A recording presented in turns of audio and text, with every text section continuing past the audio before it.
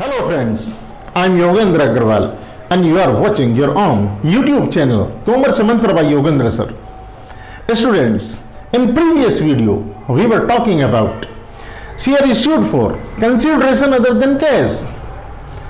In previous video we were talking about accounting entries for share issued to underwriters. Why we issue shares to underwriters? In previous video we were discussing about issue of share for promoters. Why we issue shares to promoters free of cost. I taught you in detail. Students, as you know, इस channel पर वही बच्चे आते हैं, इस channel को वही बच्चे पसंद करते हैं जो लोग समझ कर पढ़ना चाहते हैं, जो कॉन्सेप्ट वाइज स्टडी करना चाहते हैं, जो इन डेप्थ स्टडी करना चाहते हैं. स्टूडेंट्स, अगर आप इस चैनल पर नए हैं तो प्लीज इस चैनल को सब्सक्राइब कीजिए, जिससे आपका भी एक टीचर वाला व्यू आ सके. एक टीचर क्या जानता है आपसे ज्यादा? कंसेप्ट जानता है. ऑफ कोर्स उसकी प्रैक्टिस भी होती है, लेकिन प्रैक्टिस के साथ साथ उसे कंसेप्ट भी इन डिटेल पता होते हैं. तो अगर कंसेप्ट आपको सीखने हैं, अगर इन डेप्थ आपको स्टडी करनी है, तो please subscribe the channel and bell icon को प्रेस करना मत भूलिए. Students, today it's a very important video. बच्चे अक्सर डरते हैं इससे, फॉर फ्यूचर ऑफ शेयर्स, और मैं कहता हूं फॉर फ्यूचर ऑफ शेयर्स ये तो बहुत आसान सा टॉपिक है, लेकिन समझ कर पढ़ना पड़ेगा.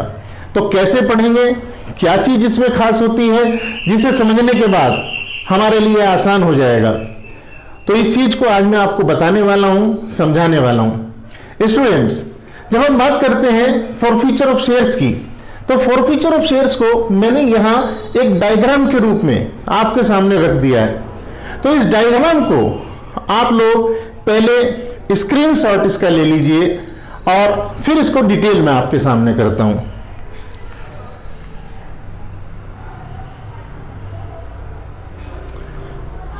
आई थिंक आप लोगों ने इसका स्क्रीनशॉट ले लिया होगा. स्टूडेंट्स, जब हम बात करते हैं फॉर फ्यूचर ऑफ शेयर्स की, इसका मतलब क्या होता है? तो फॉर फ्यूचर ऑफ शेयर्स की जब हम बात करते हैं तो इसका मतलब है हम, यानी कि कंपनी अपने शेयर्स वापस ले लेती है शेयर होल्डर से. क्यों ले लेती है? Normally for non payment of call money और allotment money. Okay, call money हो सकती है, अलॉटमेंट मनी हो सकती है, इसमें से किसी भी चीज की वजह से हमारे शेयर्स कंपनी वापस ले सकती है, ये उसका अधिकार है. अब बच्चों, बात सोचने की ये है कि जब कंपनी शेयर्स वापस लेती है तो तब तक शेयर होल्डर कुछ पैसा तो दे चुका होता है शेयर्स पर. सपोज करिए 10 रुपीज का शेयर है, तो इस 10 रुपीज के शेयर पर सपोज करिए 2 रुपीज एप्लीकेशन पर दे दिए, सपोज कीजिए 2 रुपीज अलॉटमेंट मनी भी दे दी, यानी कि 4 रुपए हम दे चुके हैं. 4 rupees we have paid for that share. हमने 4 रुपए उस शेयर के लिए दे दिए हैं. स्टूडेंट्स, आप सोचिए, ये 4 रुपीज हमारे वापस मिलेंगे जब कंपनी अपने शेयर वापस ले लेगी हमसे, शेयर फॉरफिट कर लेगी, तो क्या ये 4 रुपए हमें वापस मिलेंगे? The answer is no. इसका मतलब कंपनी की पहली बेसिक चीज ये समझिए कि कंपनी अपने शेयर भी वापस ले लेगी और साथ में जो पैसा आप अब तक दे चुके हैं वो भी कंपनी ही रख लेगी. यहां अब इस बात को समझना इसी पॉइंट पर जरूरी है कंसेप्ट समझने के लिए कि जो 4 रुपीज हैं ये कंपनी का प्रॉफिट हो गया. लेकिन प्रॉफिट तो दो तरह के होते हैं, revenue profit and capital profit. तो ये कौन से वाला है? ऑफ कोर्स ये कैपिटल प्रॉफिट है कंपनी के लिए. आई थिंक मेरी यहां तक की बात आपको समझ में आ गई है. इसके बाद बच्चों, जब हम बात करते हैं फॉर फ्यूचर ऑफ शेयर्स की, तो इसके कुछ सिचुएशंस हैं. वो क्या सिचुएशंस है, उस ध्यान से सुनिए. ये हमारा, हमें ये देखना होता है जब हम शेयर फॉरफिट करते हैं कि जब हमने शेयर्स ओरिजिनली इशू किए थे तब किस प्रकार से किए थे. क्या हमने वो एट पार किए थे? क्या वो हमने एट प्रीमियम किए थे? वो शेयर्स हमने ओरिजिनली इशू कैसे किए थे? अगर एट पार किए हैं तो उसका ट्रीटमेंट अलग तरीके से होगा. अगर एट प्रीमियम किए थे तब उसका ट्रीटमेंट अलग होगा फॉर फ्यूचर के दृष्टिकोण से. From the point of forfeiture, treatment will be different in both the cases. Okay, first हम स्टार्ट करते हैं which were issued at par. अगर हमने शेयर्स जो इशू किए थे वो एट पार किए थे और अब हम उन्हें फॉरफिट कर रहे हैं। मान लो मैं अपने इसी एग्जाम्पल को कैरी करता हूं, 10 रुपीज का शेयर है, 10 रुपीज के शेयर्स के साथ 4 रुपीज हमें मिल चुके हैं, लेकिन 6 रुपीज अभी मिलने बाकी हैं। सपोज कीजिए हमने 3 रुपीज की एक कॉल की, 3 रुपीज की कॉल के साथ हमें पता चला एक सपोज करो 100 शेयर वाला बंदा है, वो पैसे नहीं दे पा रहा है। 100 शेयर वाले बंदे ने 3 रुपीज के हिसाब से हमें पेमेंट नहीं किया। अब जब उसने पेमेंट नहीं किया तो चूंकि कंपनी का अधिकार है कि कंपनी इन शेयर्स को फॉरफिट कर सकती है, तो कंपनी ने इन शेयर्स को फॉरफिट कर लिया। अब क्या सिचुएशन होगी उसमें भी वो देखिए। पहली सिचुएशन ये कहते हैं कि अगर हमने कॉल्स इन एरियर अकाउंट भी अपने यहां मेंटेन कर रखा है तब सिचुएशन अलग, अगर हमने कॉल इन एरियर मेंटेन नहीं कर रखा है तो सिचुएशन अलग। तो मैंने पहले उस पर लिखा है if calls in arrear account is not maintained. अगर call in arrear account maintain नहीं करते हैं तो इसका मतलब क्या होता है? इसका मतलब हमारा अगर शेयर अलॉटमेंट पर पैसा नहीं आया तो वो शेयर अलॉटमेंट के नाम से ही हमारे इसमें अकाउंट्स में ड्यू रहता है। अगर शेयर कॉल का पैसा नहीं आया तो वो उसी नाम से हमारे अकाउंट्स में ड्यू रहता है। अगर हम call in arrear account maintain कर लेते हैं तो इसका मतलब सीधा सा ये होता है, हम पिछली क्लासेस में अपने जो प्रीवियस वीडियोस हैं उसमें डिस्कस कर चुके हैं। तो फिर उसमें क्या होता है, सारा पैसा, मान लीजिए अलॉटमेंट पे पैसा नहीं आया तो आप कॉल इन एरियर में ट्रांसफर कर देंगे, अगर कॉल्स पर पैसा नहीं आया तो आप उसमें कॉल इन एरियर में ट्रांसफर कर देंगे। इसका मतलब call in arrear account maintain किया जाएगा तो फिर share allotment account, share first call second call, इनका अस्तित्व नहीं रहेगा, सीधे हमारे कॉल्स इन एरियर में पैसा ट्रांसफर हो जाएगा। लेकिन अगर मेंटेन नहीं करते हैं तो with same account it will be maintained. थोड़ी सी टेक्निकल बात है, मैं एक एग्जांपल देकर के बताता हूं। सपोज कीजिए आपने अलॉटमेंट मनी ड्यू की 1 लाख रुपीज से, तो कैसे ड्यू करते हैं आप? Share allotment account debit to share capital account. अब आप बैंक में इस पैसे को रिसीव करते हैं तो bank account debit to share allotment account, यही तो करते हैं। लेकिन अगर सपोज कीजिए 5,000 रुपीज आए नहीं आपके, तो अब आपके पास क्या ऑप्शन, ये मैं डिस्कस कर चुका हूं पहले, लेकिन बस ऐसे ही बता रहा हूं। अगर मान लीजिए 5,000 रुपीज नहीं आए आपके पास में, तो आप क्या एंट्री करोगे? Bank account debit to share allotment account और 95,000 से कर दोगे। लेकिन अगर किसी वजह से हम एक call in arrear account maintain कर लें तो फिर ये जो हमारा शेयर अलॉटमेंट अकाउंट है इसको तो हम 1 लाख से ही क्रेडिट करेंगे, या यही काम कॉल्स के साथ भी हमारा होगा इसी तरीके से। आई थिंक मेरी बात आपको समझ में यहां आ जाएगी। मैं प्रीवियस वीडियोस की आपको लिंक भी दे दूंगा डिस्क्रिप्शन में, आप अगर नहीं देख पाए हैं अभी तक उन वीडियोस को तो आप उनको भी देख पाएंगे। स्टूडेंट्स, अगर call in arrear account maintain नहीं होगा तो हम एंट्री क्या करेंगे शेयर फॉरफिट करते वक्त? तो student, share capital account debit to forfeited shares account to share allotment account to share first call account to share second call to share third call, जितने भी कॉल हैं सब नीचे तक इसी तरह से चली जाएंगी। स्टूडेंट्स, अब बात सोचने की यहां ये है कि हमारा इसमें अमाउंट क्या लिखेंगे। चलिए, एंट्री तो एक बार को आप याद करके भी लिख सकते हैं, लेकिन अमाउंट को कैसे हम दिमाग में रखें? तो भाई इसे याद रखने की जरूरत नहीं है, थोड़ा सा समझ लेते हैं। हमने जितना पैसा अभी तक मांग लिया है, इसको अगर मैं टेक्निकली बोलूं तो जितना पैसा अभी तक हमारा चाहे अलॉटमेंट के रूप में चाहे हमारा दूसरे किसी कॉल के रूप में ड्यू हो चुका है, इसको कहते हैं कॉल्ड अप अमाउंट। तो जितना पैसा हम कॉल कर चुके हैं, कॉल्ड अप हो चुका है, उस अमाउंट से शेयर कैपिटल अकाउंट को हम डेबिट करेंगे। मैंने यहां लिख भी दिया है with amount called up. Okay, इसके बाद में क्रेडिट क्या करेंगे? To forfeited share account. अब ये फॉरफिटेड शेयर अकाउंट में क्या अमाउंट आएगा? तो स्टूडेंट्स, जितना पैसा हमने मांग लिया यानी कि ड्यू हो गया और वो हमें प्राप्त भी हो गया, we received it, means due and received, दोनों घटनाएं घट चुकी हैं, तो उस पैसे से हम ये शेयर फॉरफिटेड अकाउंट को क्रेडिट कर देंगे। मैंने यह शॉर्टकट में लिख भी दिया है with amount due and received. अब जितना पैसा हमने मांग लिया मतलब ड्यू हो गया है लेकिन हमें मिला नहीं है, तो उन सब अमाउंट से हम ये क्रेडिट करते चले जाएंगे। To share allotment account it में be, to share first call account it में be, to share second call account it में be, whatever it be. जितने पैसे हम ड्यू कर चुके हैं लेकिन हमें मिले नहीं हैं, वो सब अमाउंट क्रेडिट होते चले जाएंगे। आई थिंक मेरी बात आपको यहां तक समझ में आ गई होगी। स्टूडेंट्स, अगर किसी वजह से हमने call in arrear account maintain किया हुआ है तो कौन सी सिचुएशन बनेगी? तो भाई एंट्री हो गई है share capital account debit to forfeited share account या share forfeited account to calls in arrear account. अब यहां मैंने to share allotment account, to share first call ये नहीं लिखे हैं, बल्कि सीधे कॉल्स इन एरियर अकाउंट लिख दिया है। अब अगर आपको मेरी अभी 5 मिनट पहले बताई हुई बात दिमाग में होगी तो वहां मैंने कितना क्लियरिटी से बताया था कि if you maintain accounts called calls in arrear account, then all the amount due but not received will be transferred to this account. इस अकाउंट में चला जाता है सब, इसलिए एक ही अकाउंट को क्रेडिट कर दिया जाएगा उस सब पैसे से जहां हमने ड्यू तो कर लिया है लेकिन अभी पैसा हमें मिला नहीं है। ठीक है, तो मेरे ख्याल से आसान एंट्री है। सेम डेबिट भी, डेबिट होने के लिए सेम डिस्क्रिप्शन है, क्या? विद अमाउंट कॉल्ड अप, जितना अमाउंट हम कॉल कर चुके हैं उसी अमाउंट से हम इसे डेबिट करेंगे टू शेयर फॉरफिटेड अकाउंट या फॉरफिटेड शेयर अकाउंट। ये वही अमाउंट होगा जितना हमने मांग लिया है और हमें मिल भी गया है, यानी कि ड्यू एंड रिसीव्ड। अगर आप इसे टेक्निकली देखें तो टेक्निकली पोजीशन क्या है? सेम ही तो है एंट्री। अब इसको आप दो सोच करके, दो अलग सिचुएशन सोच करके रटोगे, टेंशन लेोगे, मुझे नहीं लगता। हमारे पढ़ने के तरीके में तो है, बस डिफरेंस को देखो ना।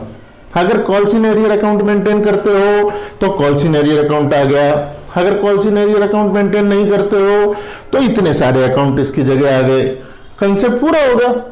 अब कैसा भी क्वेश्चन आपको आ जाए, आप ठीक है, practice, you need practice, everybody needs practice, हर किसी को प्रैक्टिस तो करनी पड़ेगी, लेकिन जो चीज 30-40 क्वेश्चन करके समझ में आएगी वो आपको 2-3 क्वेश्चन करके प्रैक्टिस हो जाएगी। बस सोचने का तरीका यही रखना पड़ेगा। सुनने में, देखने में हो सकता है लगे यही तो हम जानते हैं, आपको हो सकता है यही लगे कि यही तो हमें भी पता है, लेकिन इस तरीके से पता है, इट्स गुड। अब सुनिए भाई, हमारी दूसरी सिचुएशन, ये कहते हैं विच वर ओरिजिनली इश्यूड एट प्रीमियम। अगर हमारे शेयर्स ओरिजिनली प्रीमियम पर हमने इश्यू किए थे, विच वर ओरिजिनली इश्यूड एट प्रीमियम, तो हमारी दो सिचुएशन हो सकती हैं स्टूडेंट्स। या तो वो प्रीमियम हमारा हो सकता है हमें मिल गया हो, या हो सकता है वो प्रीमियम का अमाउंट हमें ना मिला हो। अगर हमने प्रीमियम का पैसा मांगा और शेयर होल्डर ने वो हमें दे भी दिया तो ट्रीटमेंट अलग, लेकिन अगर हमने प्रीमियम का पैसा शेयर होल्डर से मांगा, अगर हमने मांगा और मिल गया तो ट्रीटमेंट अलग, मांगा और नहीं मिला तो ट्रीटमेंट अलग। मैंने दोनों सिचुएशन यहां पर बताई हैं। Premium amount has been received, अगर प्रीमियम अमाउंट हमें मिल गया है तो फिर से एक नई सिचुएशन, फिर से एक नई अकाउंटिंग एंट्री। नहीं जी, कुछ भी नहीं है, अभी बताता हूं। देखो, ये कहते हैं अगर प्रीमियम का पैसा आपने मांगा और आपको मिल गया तो हमारी एक सेक्शन है, section 52(2), section 52 subsection 2 of companies act 2013। ये सेक्शन रेस्ट्रिक्ट करती है कि हम इस जो प्रीमियम है इसके जो यूजेस है वो बड़े लिमिटेड हैं, आप केवल उसी पर्पज के लिए इस अमाउंट को यूज कर सकते हो। अब मैं यहाँ 1 नंबर का जो एमसीक्यू आते हैं उसके भी एंगल से बता रहा हूँ चीजें आपको। तो स्टूडेंट्स, हमारे ये सेक्शन 52 सबसेक्शन 2 हमें रेस्ट्रिक्ट करती है। तो इसका मतलब ये है जो प्रीमियम का पैसा हमने कॉल किया, मतलब मांगा, ड्यू हो गया और हमें रिसीव भी हो गया, अब हम इसे हाथ नहीं लगाएंगे। अब हाथ नहीं लगाएंगे तो क्या करें? तो फिर सेम, मैंने लिखा है सेम, कैसी सेम? जैसी ये एंट्रीज हैं। यानी कि आप ये मान करके चल सकते हैं जब आप एट पार शेयर्स इशू कर रहे थे ओरिजिनली और फॉरफीचर के समय, यानी कि शेयर फॉरफिट करने के समय जो आप एंट्रियां कर रहे थे, तो स्टूडेंट्स सेम एंट्रियां यहां भी होंगी भाई। मेरे ख्याल से तो दिक्कत नहीं है। अब यहां पर सेम एंट्रियां होंगी इस केस में, यदि प्रीमियम हमें रिसीव हो गया है। इसका मतलब हम इसे ऐसे मान करके चलेंगे जैसे हमने एट पार शेयर इशू किए हो, नथिंग न्यू, वही दोनों सिचुएशन, सब कुछ वही है। मेरे ख्याल से तो बहुत आसान है भाई, अगर किसी वजह से आप इसे इस तरह से लिंक करके पढ़ेंगे, वरना तो कुछ एंट्रीज इसकी याद कीजिए, फिर इस सिचुएशन की याद कीजिए, फिर इस सिचुएशन की याद कीजिए, अलग अलग एंट्रीज याद करिए, करते रहिए, कितनी करोगे बताओ। अब बच्चों हमें ये लास्ट सिचुएशन जो हमारी सामने दिख रही है इसके बारे में बात करते हैं। ये कहते हैं premium amount has not been received. अगर प्रीमियम का अमाउंट ड्यू तो हुआ, यानी कि हमने मांगा तो सही लेकिन वो मिला नहीं, तो जब नहीं मिला तो अब उसका क्या ट्रीटमेंट करें, शेयर को फॉरफिट करते हुए क्या ट्रीटमेंट करें। तो स्टूडेंट्स यहां पर मैंने लिखा है कि इसकी जो एंट्री होगी, जर्नल एंट्री होगी, अकाउंटिंग एंट्री। हालांकि यहां पर भी उसी तरह से दो सिचुएशन है, you maintain call in arrear account और you don't maintain call in arrear account. मैंने call in arrear account maintain करते हुए एंट्री कर दी है, if you don't maintain call in arrear account then you will go this way, आप इस तरीके से चले जाएंगे। बस फर्क आएगा सिक्योरिटी प्रीमियम रिजर्व अकाउंट में। सिक्योरिटी प्रीमियम रिजर्व अकाउंट ये क्या था, याद होगा आपको भाई। सिक्योरिटी प्रीमियम, जब हम प्रीमियम पर शेयर इशू करते हैं, the amount of premium is transferred to security premium reserve account. Yes, तो इसका मतलब ये है कि जैसे ही हमने प्रीमियम को ड्यू करने की एंट्री की होगी तो सिक्योरिटी प्रीमियम रिजर्व को क्रेडिट नहीं किया होगा। अब हमें ये प्रीमियम मिला नहीं है तो इसका मतलब इसकी हमें एक रिवर्स एंट्री डालनी पड़ेगी, और रिवर्स एंट्री में क्या होगा, हम यहां सिक्योरिटी प्रीमियम रिजर्व अकाउंट को डेबिट कर देंगे, बाकी सारी की सारी एंट्री बिल्कुल इसी तरीके से चलेगी। इसका मतलब अगर आप इन नटसेल देखें तो मैंने आपको कोई बहुत ज्यादा सिचुएशंस नहीं पढ़ाई हैं, एक ही सिचुएशन है, शेयर फॉरफीचर की एक ही एंट्री है, लेकिन उसको अलग अलग रूप में आपके सामने रखना पड़ा। क्यों? क्योंकि ये सिचुएशन है। बच्चे ऐसे ही याद करते हैं कि ये एक सिचुएशन, ये एक सिचुएशन, ये एक सिचुएशन, ये नहीं जी, कोई सिचुएशन नहीं, सीधी सीधी थोड़ा सा अंतर है। आप उस डिफरेंस को समझिए, जब आप उस डिफरेंस को समझेंगे तो आपको पता चलेगा कि आपके लिए ये बहुत आसान हो गया, पूरा कॉन्सेप्ट आसान हो गया। तो स्टूडेंट्स मैं आपको पूरी एंट्री एक बार बोल के बताता हूं। Share capital account debit, security premium reserve account debit, to forfeited share account, to calls in arrear account, ये मैंने यहां लिख दिया है। अगर call in arrear account maintain नहीं करेंगे तो कॉल इन एरियर अकाउंट की जगह क्या लिखना है हमें, अगर अलॉटमेंट मनी नहीं आई है तो टू शेयर अलॉटमेंट, अगर कॉल मनी नहीं आई है तो टू शेयर कॉल, जैसे यहां पर लिखा हुआ है मैंने, है ना। तो कोई डिफिकल्टी तो इसमें होगी नहीं मेरे ख्याल से, आप जैसी भी सिचुएशन हो ऐसे ही कर सकते हैं। अब मैं बात करता हूं इसकी, इसमें अमाउंट कौन सा लिखा जाएगा। अब तक तो आपको ये बात दिमाग में बैठ चुकी होगी कि जितना अमाउंट हमने कॉल कर लिया है तो वही अमाउंट से हम ये शेयर कैपिटल अकाउंट को डेबिट करेंगे। मैंने ये भी बताने की कोशिश की है क्यों करेंगे इससे। इसके बाद सिक्योरिटी प्रीमियम रिजर्व अकाउंट, जितना अमाउंट हमने ड्यू किया था, मतलब सिक्योरिटी प्रीमियम रिजर्व अकाउंट में हमने क्रेडिट किया था, उसी अमाउंट को हम यहां डेबिट करने वाले हैं। तो प्रीमियम नॉट रिसीव्ड मैंने लिखा है। इसके बाद to forfeited share account, forfeited share account मतलब जितना अमाउंट ड्यू हुआ और हमने रिसीव भी कर लिया, तो यहां पर मैंने वो लिख दिया। इसके बाद में to calls in arrear account, इसमें जितना पैसा other than premium I am talking, calls in arrear, जितना पैसा हमने मांगा और हमें नहीं मिला, यानी कि ड्यू हुआ लेकिन वो रिसीव नहीं हो पाया है, उसको हमने यहां लिख देना। इसका मतलब शेयर फॉरफिट करने की जो एंट्रीज हैं वो बहुत आसान है। अब बच्चों एक बात सुनिए काम की, ये जो शेयर फॉरफिट की एंट्री है, अगर आपने इन्हें बेहतर ढंग से कंसेप्ट वाइज पढ़ लिया तो इसका फायदा जानते हैं क्या होगा। जब आप शेयर रीइश्यू करेंगे तो रीइश्यू करते हुए जो एंट्रीज हम रटते हैं ना, वो रटनी नहीं पड़ेंगी। आपको शेयर का रीइश्यू, जो कि मैं अपनी नेक्स्ट वीडियो में आपको डेफिनेटली समझाऊंगा, वो आपको ऐसा लगेगा कि कुछ भी नहीं है, जबकि शेयर का फॉरफिट होना और शेयर का रीइश्यू होना ये एक परेशानी होती है बच्चों के लिए। वो सोचते हैं सबसे डिफिकल्ट एरिया है, और मैं कहता हूं सबसे आसान एरिया है, आपको भी आसानी लगेगा, आई गारंटी। बढ़िया से आप समझिए, लेकिन जिस तरीके से मैं आपको समझा रहा हूं आप इस तरीके से इसको समझिए, बेहद आसान है। तो नेक्स्ट वीडियो में इसकी बात करेंगे। स्टूडेंट्स, अगर आप इस चैनल पर नए हैं तो प्लीज इस चैनल को सब्सक्राइब कीजिए। अगर आप भी इन डेप्थ स्टडी में बिलीव करते हैं, आप इस चैनल को सब्सक्राइब कीजिए। अगर आप भी कंसेप्ट वाइज पढ़ना चाहते हैं, इस चैनल को सब्सक्राइब कीजिए। अगर आप एक टीचर के व्यू को देखना चाहते हैं, एक टीचर में और आप में क्या डिफरेंस है, क्यों टीचर टीचर है, आपके अंदर वो व्यू क्यों नहीं आ रहा है, तो एक अंडरस्टैंडिंग लेवल पर लेकर के जाएंगे। नई वीडियोस को देखने के लिए, समय पर देखने के लिए एंड सब्जेक्ट रिलेटेड के साथ साथ आपके सब्जेक्ट रिलेटेड और जो इन्फॉर्मेशन होती है उसको समय पर लेने के लिए बेल आइकन को भी प्रेस करना मत भूलिए। Thanks for watching.